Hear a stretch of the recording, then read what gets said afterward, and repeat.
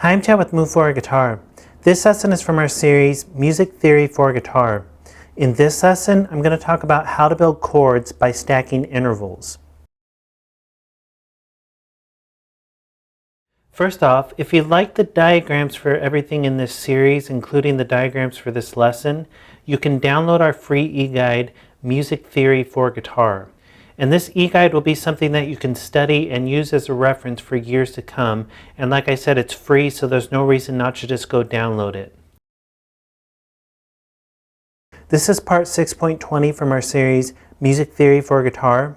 If you'd like to go back and start at the beginning, you can click the link on the screen. So this is another thing that I want to talk about before I ended this series, because I think it's important to at least have some basic knowledge of it and to start thinking about it, because this can really open up your sound and help you not to be locked into any type of chord shape. And on the guitar, we learn chord shapes, we learn shapes, we get stuck in them really easily because once you build that memorization of them, it's really hard to break out of it. And this is one way you can do that with chords. So hopefully you can see that on your screen is a major triad. It would technically be a C major triad because this is a C note right there, but we're not worried about that. We're just looking at the interval shapes in this lesson.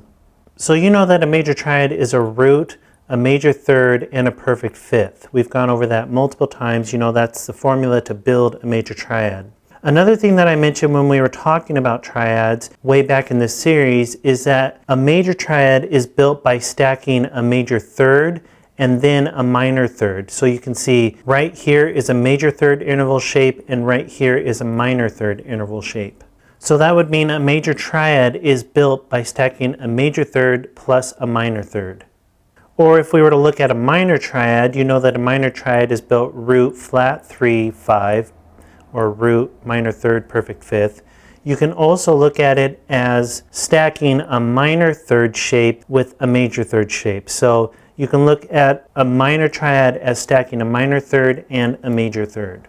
So we can use that concept to actually build any type of chord, and we don't have to worry about the actual chord formula when we're starting off. We can just start stacking intervals and come up with really unique sounding chords, or even chords that we know already, but it's a way to visualize them differently, and this can help us build on that and to really start opening up our fretboard and how we see chords. So for example, we could build a chord by stacking a major third and a minor seventh. So if you look on your screen, here's a major third, here's a minor seventh. So if we stack those together, we would get this chord. And we don't even have to worry about what this chord is. That's something you can figure out later and actually figure out what the intervals are. And that would really also determine on the playing situation and which of these notes is your root. But that's a really deep subject. I'm going to save that for another lesson. This is just going to really start helping you to come up with your own chords or ways to build chords and then start adding on to them and harmonizing the scale differently. I think this will really open up your playing and what you can create on the guitar. So if you're to play that, that's a really cool sound. Don't worry about what chord it is. Just take a major third and stack a minor seventh with it. And I'm just showing starting on the 6th string, but obviously you can do this anywhere on the fretboard that you have the room.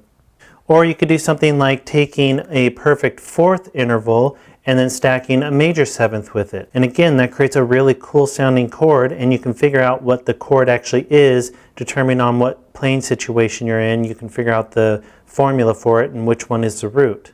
But like I said, don't even worry about that for now. You can just start creating songs using this method. Or you could take something like a major second and a perfect fourth. So here's a major second interval shape, here's a perfect fourth interval shape. And that's just with 3 notes, so you're stacking 2 intervals. You could stack 3 intervals, which would give you 4 notes. So you could do something like taking a major third and then stacking 2 perfect fourths on it. And that would give you a really cool sounding chord. Or you could do something like taking a major 10th, and you remember a major 10th is an octave higher than a major third. So this is technically, if you're looking at chords, a lot of times this would just be labeled as a 3. But the distance from here to here is actually a 10th apart, a major 10th apart. And then take a major 10th and then stack a perfect fourth from here, and then stack a major second. You can come up with a really cool open sounding chord that's spread out from the 6th string all the way to the 1st string. So hopefully that gives you ideas of how you can just start building chords just by stacking intervals. Don't think about where your root is. Don't think about what this actually is. Just start coming up with cool sounding chords by doing this, and you're going to find a lot of really cool sounding chords.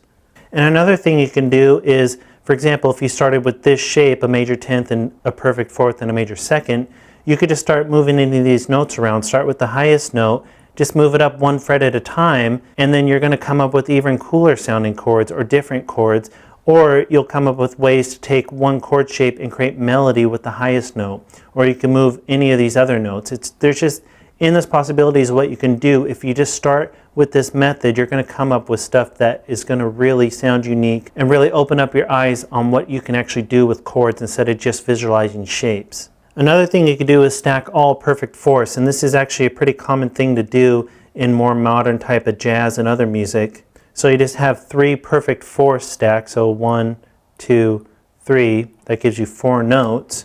And if you listen to any modern type of jazz, you'll recognize that sound. It's pretty common in modern jazz. And one thing you can do, and you can do this with any of the shapes that you come up with, any of the stacked interval chords that you come up with, but I'm going to show you with these perfect fourths stack because you're going to hear this in a lot of modern jazz or other types of music, so it'll be a little more familiar to you.